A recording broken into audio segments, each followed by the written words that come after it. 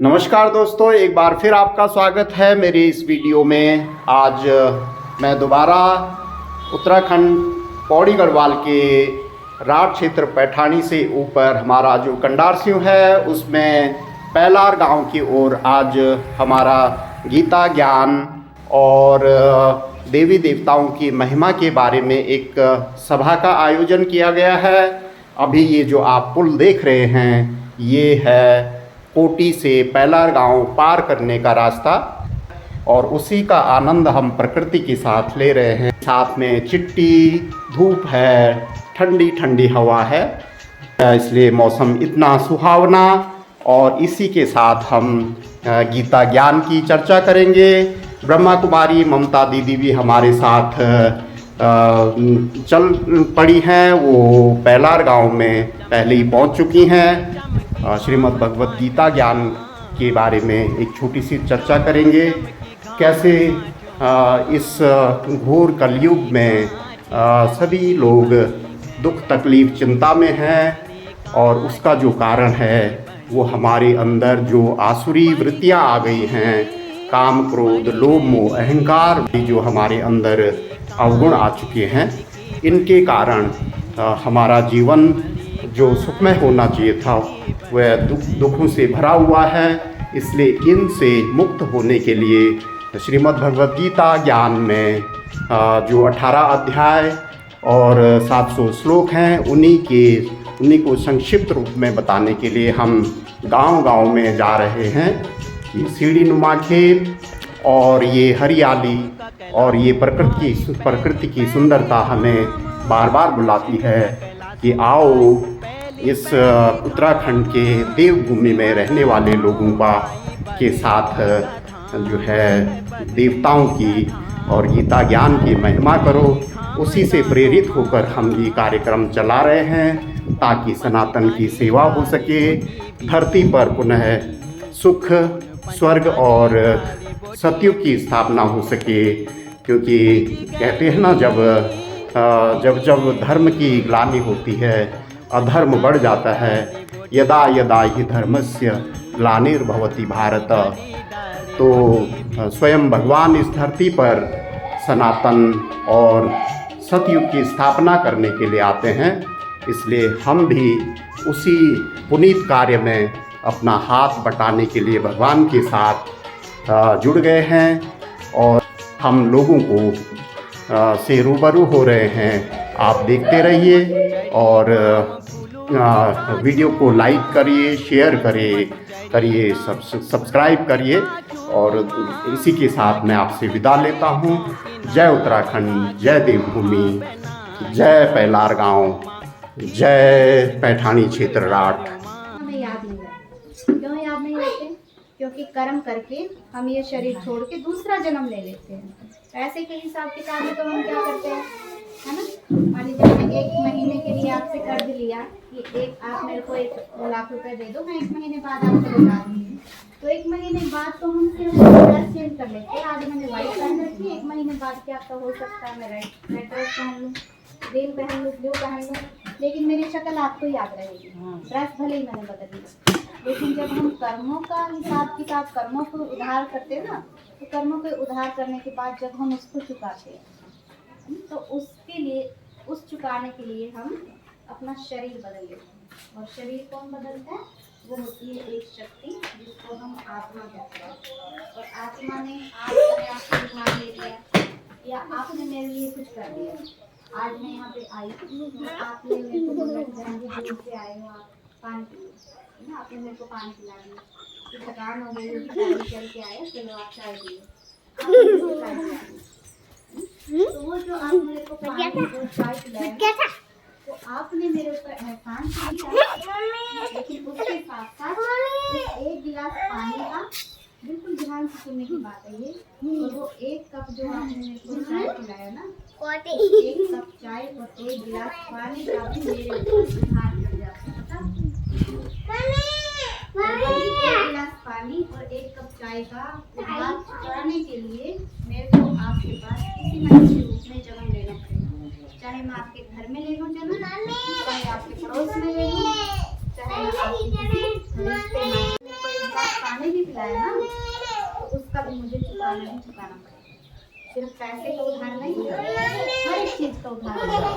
आज आप मैं दुखी हो गई, मेरी मम्मी ने मेरे को डांट दिया, मेरे पापा ने मेरे को डांट दिया, घर में मेरी लड़ाई झगड़ा हो गया, और मैंने आपके पास फ़ोन करके बताया कि बहन जी मेरे साथ आज ऐसे ऐसे हुआ, और आपने मेरे को प्यार से समझा दिया, कोई बात नहीं बहन जी, आपकी मम्मी ही तो थी, मम्मी तो डांट देती है अपने बच्चों को, कोई बात नहीं, आपसे गलती हो गई, मम्मी ने डांट दिया, अच्छी बात है, आप आगे से मत करना ऐसे। आपने सिर्फ मेरे को समझाया, कोई उधार तो नहीं दिया, लेकिन जो आपने मेरे को प्यार से समझाया ना, उसका भी मेरे ऊपर कर्ज चढ़ जाता है, उसको भी उतारने के लिए मेरे को आपके पास दोबारा आना पड़ेगा। परिवार के लिए सब कुछ करते हैं कि मैं सबके लिए करती हूँ, और आज तो घर में बहुत होता है, लड़की अपने पति के लिए बहुत कुछ करती है, एक माँ अपने बच्चों के लिए बहुत कुछ करती है, लेकिन जैसे ही वो माँ थोड़ा बड़ी हो जाती है, जब उसके हाथ पैर अच्छे से काम नहीं करते, तो बच्चे माँ का साथ छोड़ देते हैं, होता कि नहीं ऐसे,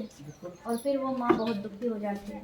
कितने तो हम ऐसे केस देखते हैं, अभी पैठानी में 3-4 हमने देखे ऐसे, पैठानी में पौड़ी में, कि शादी को 2-3 साल हुए और वो लड़की पति के लिए बहुत कुछ करती है, बच्चा भी है 1-1.5 साल का, और पति उसको कहता है कि मैं तेरे को नहीं रखता, बच्चे को भी ले जा, खुद भी जाता है हिंदी। तो वो लड़की खुश होगी या दुखी होगी? दुखी होगी ना। लेकिन अब अगर वो दुखी होकर रोती रहे, सुसाइड कर ले कि अब मेरा कौन है, तो उस बच्चे को कौन संभाले? लेकिन अगर वो ये सोचे कि मैंने उसके साथ ऐसा किया, आज उसने मेरे साथ ऐसा किया, तो अब मुझे आगे से संभल कर चलना है ना, जो ये बच्चा मेरे घर में आया है, इसको भी मुझे संभालना है, अपने आप को भी संभालना, और सिर्फ संभालना ही नहीं, उस बच्चे की पालना करने के लिए, अपना पेट भरने के लिए, बच्चे को पढ़ाने लिखाने के लिए मुझे कुछ कमाई भी करनी है। अगर वो खुश रहती है तो वो कमाई भी कर पाएगी, लेकिन अगर वो दुखी रहती है तो डिप्रेशन में चली जाएगी, सुनो ना आपने डिप्रेशन को, डिप्रेशन में चली जाएगी, और डिप्रेशन जैसी तो कोई बीमारी दुनिया में नहीं है ना। कैंसर के लोग फिर भी ठीक रहते हैं, लेकिन अगर कोई डिप्रेशन में चला जाता है, उसके परिवार वाले भी और खुद भी कितना दुखी रहते हैं। तो भगवान हमें यही सिखाते कि आप एक आत्मा हो, और पिछले जन्म में आपने ऐसा किया था, तो आज आपके साथ ऐसा हो रहा है। और ये सिर्फ बुरी बातें नहीं, अच्छी बातें भी होती हैं। जैसे अभी मैंने आपको बताया ना, अगर आपने मेरे को प्यार से एक गिलास पानी पिला दिया, तो वो मुझे पानी भी आपको पिलाने के लिए आना पड़ेगा, तो ये अच्छा हुआ ना कि आपने मेरे को पिलाया, तो मैं आपके काम आऊँगी। तो ऐसे होता, कहीं हम सफ़र में जाते हैं, है ना, सफ़र में कई बार ऐसा हो जाता है कि आगे भी आ जाओ, मैं तो आगे क्योंकि पीछे आवाज़ नहीं जाएगी, आगे आ जाओ,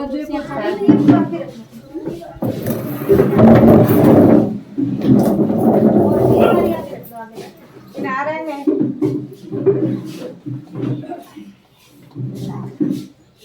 भैया पानी पियोगे? भाई वो दे नंबर तो बोला हमने ला रहा है। इससे पहले मैं भुवनेश्वर रहती थी, इससे पहले मैं हरियाणा में हसंद में रहती थी, इससे पहले मैं चंबा टिहरी रही, इससे पहले मैं नरेंद्र नगर रही। ऐसे हम बदलते रहते। जैसे इसी जन्म में मैंने इतने घर बदल दिए ना, इतने जगह बदल दी, इतने स्थान बदल दिए। वो इतने स्थान तो मुझे याद है कि पहले मैं नरेंद्र नगर रही, उससे पहले मैं हरियाणा रहती थी, हरियाणा आश्रम पे रहती थी, उससे पहले मैं अपने घर रहती थी, उसके बाद मैं फलानी जगह पे उत्तरकाशी, चंबा टिहरी, भुवनेश्वर वगैरह इतनी जगह गई, वो सभी मुझे याद है। क्यों? क्योंकि वो सभी स्थान मैंने कब बदले, जब मैं इसी शरीर में थी। लेकिन इस शरीर से को लेने से पहले मैं कहाँ रहती थी वो मुझे याद है।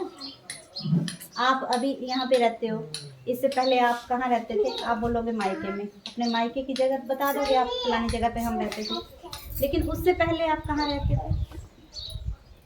इस शरीर को लेने से पहले आप कहाँ रहते थे? उस जगह का हमें नहीं पता, है ना। तो और जिस जगह पे हम रहते थे, उस जगह पे हमने क्या क्या कर्म किए ये हमें याद नहीं है।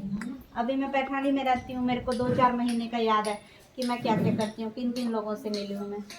अब पौड़ी वाले भी मेरे को याद है, लेकिन जब मैं 8-10 साल पहले चंबा टिहरी रहती थी, उन लोगों को तो मैं भूल गई। कोई 1-2 याद होगा मुझे, बस मुश्किल से, वो भी क्यों? क्योंकि काफ़ी साल हो गए। जब मैं 10 साल पहले की बात को भूल गई, तो ये शरीर लेने से पहले मैं कहाँ रहती थी वो मुझे याद रहेगा। और उन लोगों के साथ मैंने अच्छा व्यवहार किया या बुरा किया वो तो मुझे कैसे ही याद रहेगा, है ना। लेकिन चाहे मैंने कैसा भी व्यवहार किया होगा उनके साथ, वो चित्तू तो करना पड़ेगा ना मुझे, ये नहीं करना पड़ेगा। अभी हम यहाँ पे आए, उत्तराखंड में आए, हरियाणा से इतने दूर, एक स्टेट तो हम बीच में क्रॉस करके आते हैं, यूपी को क्रॉस करके तब हम उत्तराखंड में आते हैं, और वहाँ से आने में हमें 15 घंटे लगते हैं। और जब हम छोटे थे, जैसे हमारी दीदी भी है जिनकी शादी हो चुकी है, एक और बात आपको बता देती हूँ, मैं कुंवारी हूँ, शादी नहीं करवाई मैंने, बाल ब्रह्मचारिणी हूँ मैं, शादी नहीं करते हम, जैसे आप लोगों की शादी हुई है ना, ऐसे हम शादी नहीं करवाते, हम करते हैं स्वयंवर, जिसको आज के टाइम पे बोलते हैं, आज के टाइम पे स्वयंवर को क्या बोलते हैं, लव मैरिज, है ना। मैंने भी लव मैरिज की है, लेकिन आप जैसे आजकल की लड़कियां करती है वो नहीं, किसी लड़के के साथ नहीं, मैंने भगवान शिव के साथ अपना स्वयंवर किया, इनके साथ। ये शिवलिंग होता है ना, जो शिवलिंग के साथ हमने फेरे लिया, किसी लड़के के साथ नहीं लिया। दुनिया के हिसाब से मैं कुंवारी कन्या हूँ, लेकिन वैसे मैं अपना पति भगवान शिव को मानती हूँ। तो ये है हमारे सर्वस्व। आप भी मानते हैं ना इनको? तो आपका भी पति है ये? नहीं? सबके प्राणपति वही है। पतियों का आरती में बोलते हैं तुम सबके प्राणपति। इसके लिए हम बोलते हैं ना पति परमेश्वर। सुना आपने? जब आपके फेरे हुए तो असली पति तो वही है सबके। जब फेरे होते हैं तो पंडित जी कहते हैं आज के बाद पति ही तेरा परमेश्वर है। पति ही परमेश्वर नहीं है, परमेश्वर ही पति है। और ये पति किसका है? शरीर का नहीं। शरीर के तो जिसके साथ आपने फेरे लिए ना, वो है आपका पति। लेकिन ये किसका पति है? आत्मा। और आत्मा क्या है? हमारे इस शरीर को चलाने वाली एक शक्ति जो कर्म करती है।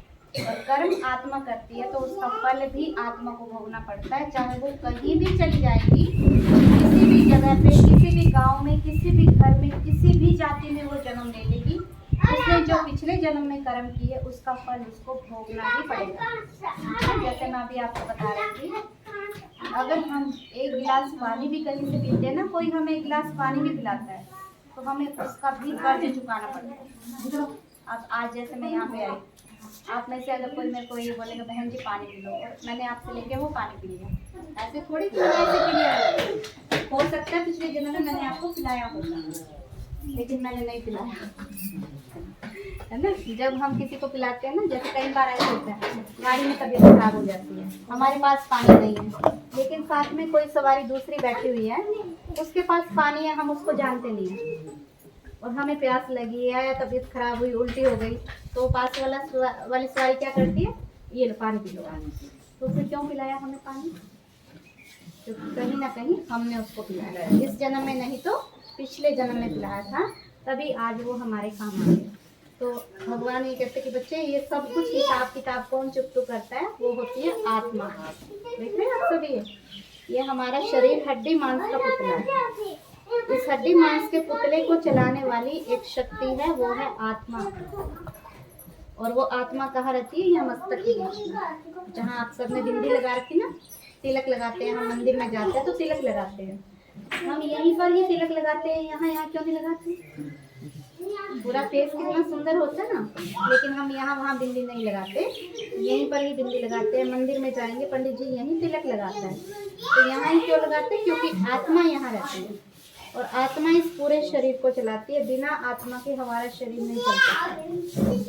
और हमारे शरीर की कीमत भी कब तक है? जब तक इसके अंदर आत्मा है। अगर इसके अंदर आत्मा है, हम कहीं जा रहे हैं ना, ऐसे नहीं कि हम वो ऊपर करके चलेंगे, ध्यान से चलेंगे, हम नीचे की तरफ देख के, कहीं ठोकर न लग जाए। और ठोकर लगी तो पैर में थोड़ी सी चोट लग सकती है ना। ठोकर लगने से अंगूठे में, उंगली में, पैर में चोट लग सकती है, हम उसको भी बचाते हैं। और आत्मा निकल के चली जाती है, पूरे शरीर को जला लेते हैं, बचाते हैं इसको। कोई कितना भी प्यारा होगा, क्या हम उसके शरीर को घर में रखते हैं? रखेंगे?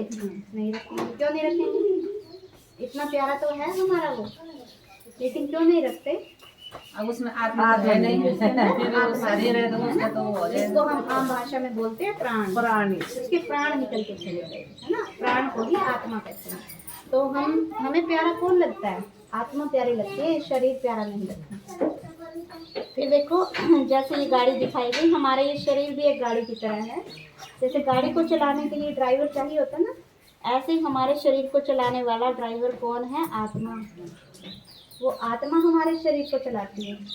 अब अगर हम गाड़ी का ध्यान रखते हैं, गाड़ी की हमने हर रोज पाइप लिया और पाइप से धुलाई कर दी, है ना, माला ली, फूल लिए गुलाब के,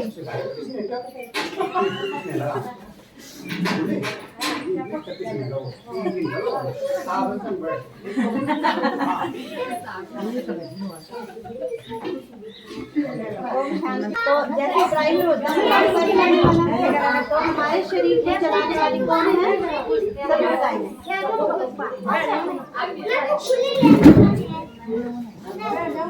क्या हो गया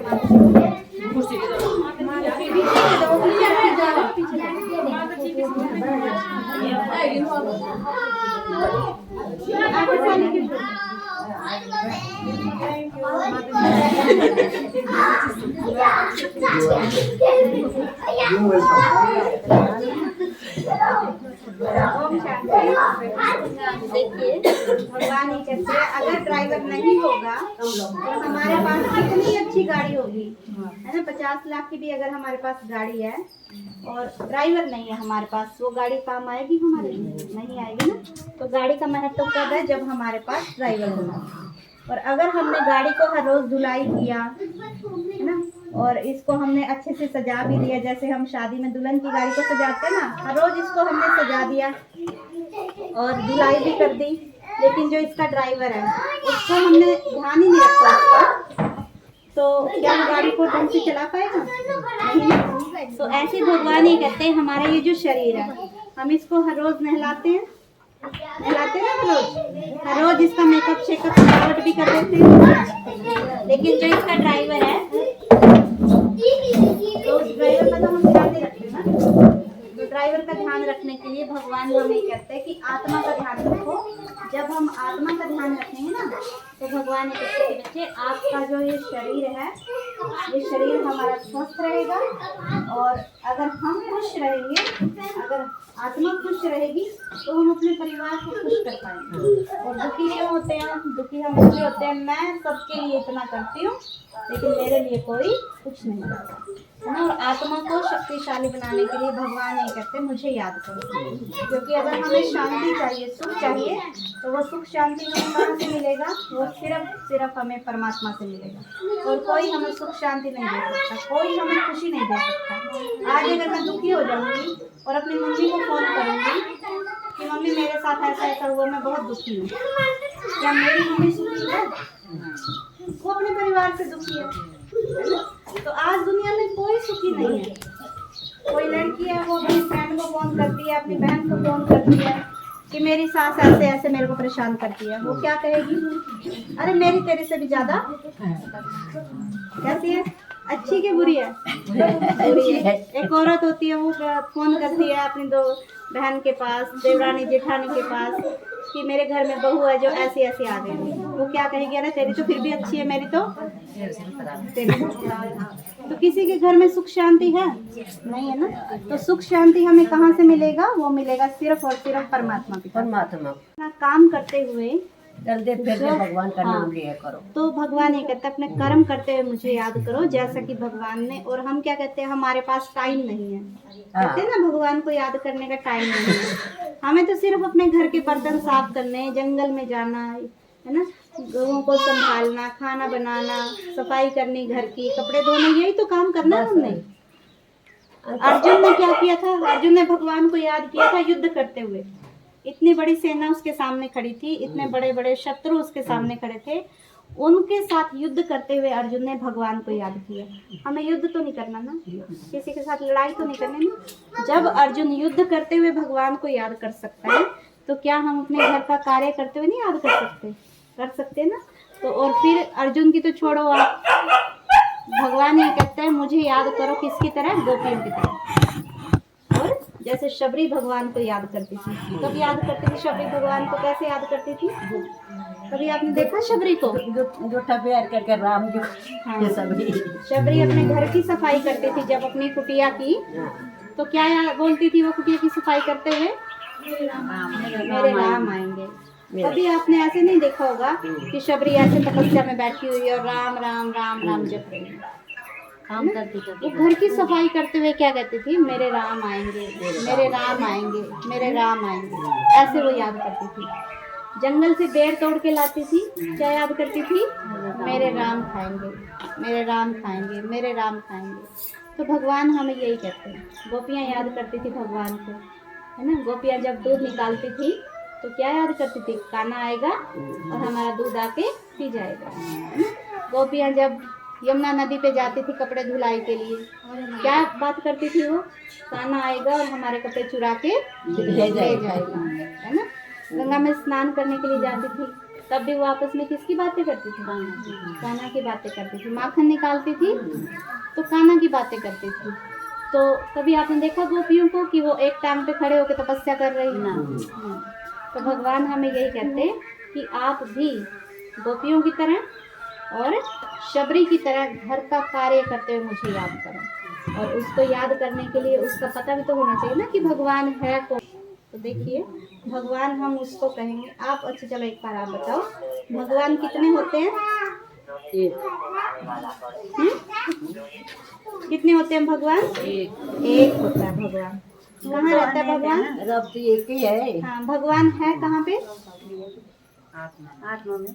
आत्मा में। और आत्मा कहाँ है, हमारे शरीर में।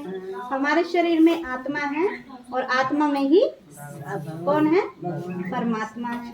अगर आत्मा में ही परमात्मा है, हमारे शरीर में आत्मा भी है और परमात्मा भी हमारे अगर अंदर ही है, हमारे हृदय में है। हाँ बोलते ना हम, हमारे अंदर भगवान रहता है। जब कोई मरता है तो उसकी क्या निकल जाती है, आत्मा निकल जाती है। तो आत्मा तो निकल गई, तो अंदर में और कौन रहता है, परमात्मा भी अंदर रहता है, आत्मा भी अंदर रहती है। आत्मा निकल के चली गई, परमात्मा तो अंदर ही है ना, फिर हम उस शरीर को जलाते क्यों हैं।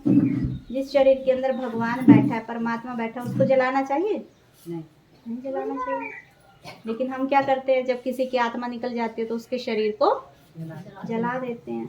क्यों जलाते हैं, फिर जलाना चाहिए, तो धर्म है ना हमारा, मतलब हिंदू धर्म है, उसको जलाना है, उसको जलाना है। लेकिन अगर उसके अंदर परमात्मा बैठा तो आत्मा के साथ है ना, आत्मा चले गई तो आत्मा के साथ परमात्मा भी चले आत्मा गए। के तो साथ। शरीर खाली शरीर है, मतलब आत्मा के साथ तो बना हुआ शरीर है बस केवल, बस तो शरीर रह गया, मतलब तो आत्मा फिर हाँ देखिए, जब कोई मरता है तो हम उनके घर में जाते हैं और उनके घर में जाके 2 मिनट के लिए शांति से बैठते हैं और क्या कहते हैं, चलो उसकी आत्मा की शांति के लिए भगवान को याद करते हैं। यही कहते हैं, चलो उसकी आत्मा शांत हो जाएगी, उसकी आत्मा को शांति मिले, हे भगवान उसकी आत्मा को शांति देना।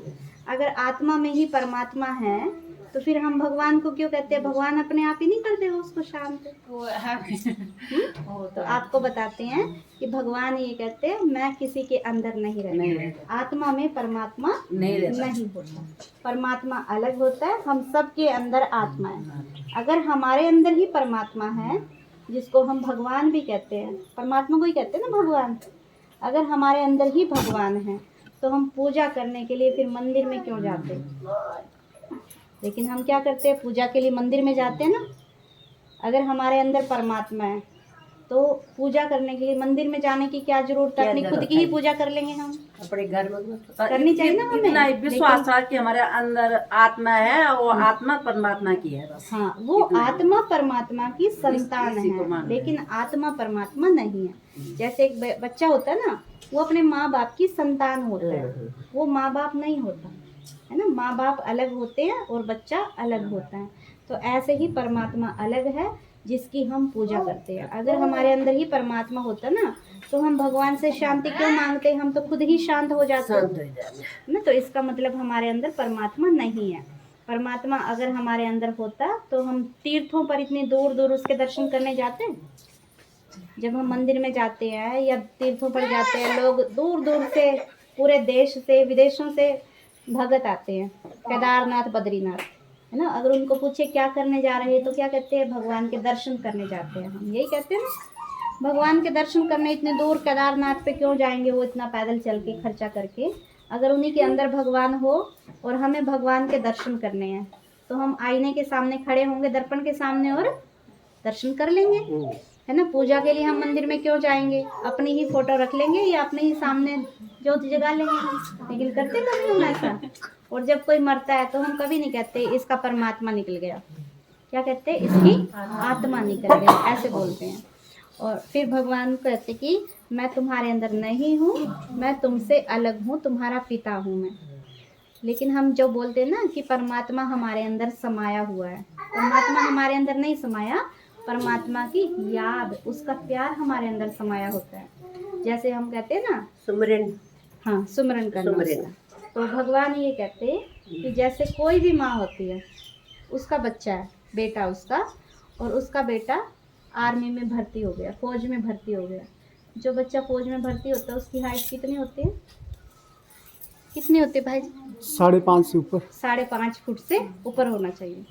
मम्मी की इतनी हाइट नहीं होती है ना, किसी किसी की होती है 5.5 तक, तो औरतों की मम्मी छोटी होती है। जो बच्चा आर्मी में भर्ती हो जाता है उसकी 5.5 फुट कम से कम होती है। अब वो बच्चा जब बॉर्डर पे लड़ाई कर रहा है ना, युद्ध शुरू हो गया और वो उसका बेटा बॉर्डर पे लड़ाई कर रहा है, और वो उसकी माँ को उसकी याद आती है, और उसकी माँ ये कहती है मेरा बेटा मेरे दिल में समाया हुआ है। बोलते ना हम ऐसे, मेरा बेटा मेरी बेटी तो मेरे दिल में समाई हुई है, बोलते हैं हम ऐसे। दिल कितना बड़ा होता है, कितना बड़ा होता है दिल? इतना सा होता है दिल, इतना सा, एक मुट्ठी जितना। इन्ना सा नन्ना और सा। बेटा कितना बड़ा, 5.5 फुट से ज्यादा ही हाइट होती है उसकी। इतना बड़ा बेटा इतने से दिल में समा सकता है? नहीं ना।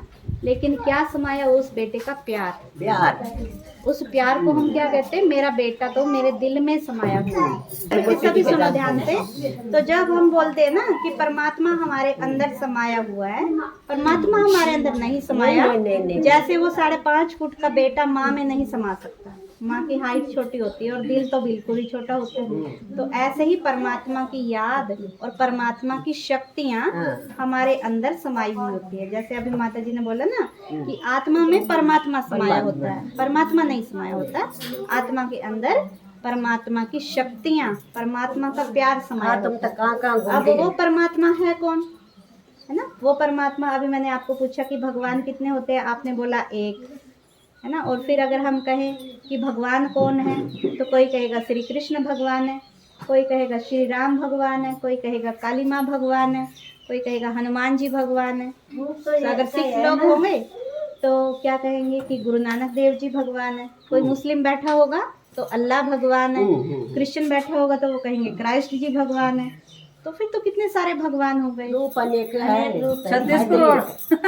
ये तो 36 से माता 33 करोड़ बोलते हैं, 33 करोड़। उसके बीच हाँ, वो 33 करोड़ जो होते हैं ना वो देवी देवताएं होते हैं। लेकिन जो हम सुनते हैं बचपन से ही कि भगवान एक होता है, वो एक भगवान कौन है, वो है परमात्मा शिव, जिसकी आप सभी मंदिर में पूजा करते हो, शिवलिंग के रूप में जिसको मानते, शिवलिंग ये है परमात्मा। भगवान ये है जिसको सारी दुनिया भगवान मानती है, चाहे वो हिंदू है, मुस्लिम है, सिख है, ईसाई है, कोई भी है दुनिया में, सभी परमात्मा शिव को भगवान मानते हैं। इसलिए हम क्या बोलते हैं, हिंदू मुस्लिम सिख ईसाई आपस में सब भाई भाई। भाई भाई का मतलब क्या होता है कि उनका पिता एक है, पिता एक होता है, तभी तो भाई भाई बोलते हैं ना हम। तो उन सब का पिता एक होता है, और एक पिता कौन है, वो है परमात्मा शिव, जिसकी हम शिवलिंग के रूप में पूजा करते हैं। और अभी हम उसको शिवलिंग बोलते हैं, पहले प्राचीन काल में शास्त्रों में उसको ज्योतिर्लिंग बोलते थे। भगवान एक ज्योति के आकार के होते हैं, प्रकाश है भगवान एक। और फिर देखो भगवान हम उसको कहेंगे जो ना जन्म लेता ना उसकी मृत्यु होती। कहते ना भगवान अमर होता है, अजर अमर अविनाशी है भगवान। भगवान का कभी विनाश नहीं होता है, भगवान कभी मरता नहीं, भगवान कभी बूढ़ा नहीं होता। तो वो भगवान कौन है जो कभी बूढ़ा नहीं होता, वो है परमात्मा शिव, जिसकी हम मंदिरों में पूजा करते हैं। अब इस चित्र में देखिए, पीछे वालों को दिख रहा है? तो इस चित्र में देखो आप, इसमें श्री राम जी दिखाए गए। अब श्री राम जी को हम भगवान मानते हैं ना, लेकिन श्री राम जी अपना भगवान किसको मानते हैं, शिव को मानते हैं। फिर गुरु नानक देव जी है, गुरु नानक देव जी को सिख लोग भगवान मानते हैं, लेकिन गुरु नानक देव जी भगवान मानते हैं शिव को। गुरु नानक देव जी कहते हैं एक ओंकार, नाम भी ऊंचा लिया उन्हें। हाँ एक ओंकार बोलते हैं, और वो कहते हैं कि भगवान ऊपर रहता है, निरंकार, वाहे गुरु। हाँ, निरंकार। फिर क्राइस्ट जी हैं, है ना, क्राइस्ट जी है जो क्राइस्ट जी भगवान को कहते हैं गॉड इज लाइट। लाइट का मतलब होता है प्रकाश। फिर जापान में बौद्धि लोग जो रहते हैं वो लाल रंग का शिवलिंग रखते हैं और उसकी पूजा करते हैं। फिर मक्का मदीना में मुस्लिम लोग शिवलिंग की पूजा करते हैं। जो उनकी मस्जिद है ना मक्का मदीना में, वहाँ पर शिवलिंग की पूजा होती है। आज भी मुस्लिम लोग शिवलिंग की पूजा करते हैं मक्का मदीना में।